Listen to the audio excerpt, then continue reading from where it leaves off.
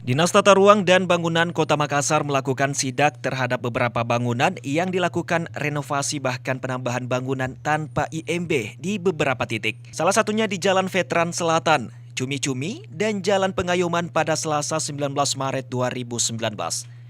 Dinas Tata Ruang melakukan teguran langsung dan meminta pihak pemilik bangunan untuk segera mengurus IMB.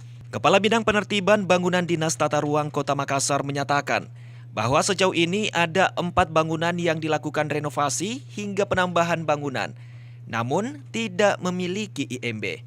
Serta ada bangunan yang berdiri melewati garis sempadan bangunan atau GSB, sehingga diberikan teguran langsung kepada pemilik bangunan untuk segera mengurus IMB.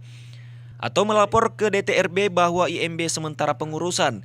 Namun, jika dalam 2 kali 24 jam, maka DTRB akan melakukan tindakan tegas berupa penyegelan bahkan pembongkaran. Agar dilakukan perbaikan terhadap IMB. Karena ini ketidaksesuaiannya sudah ada renovasi yang dilakukan plus ada penambahan bangunan setelah dicek.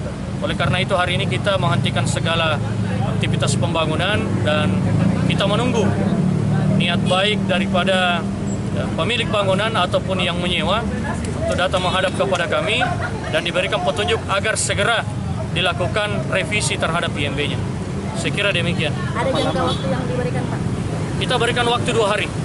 Kalau tidak datang dalam jangka 2 hari? Kalau dalam waktu 2 hari tidak datang, ya kita akan melakukan langkah berikutnya sesuai SOP. Kita akan lakukan penyegelan. Ismail Abdullah juga menambahkan bahwa ada beberapa titik bangunan yang melanggar ini pun akan segera ditindak secara tegas. Karena rata-rata pemilik bangunan telah diberi surat teguran hingga 2 kali. Namun, jika surat teguran ketiga tidak diindahkan, maka DTRB Makassar akan melakukan penyegelan. Ira Fajar TV dan Fajar Radio melaporkan.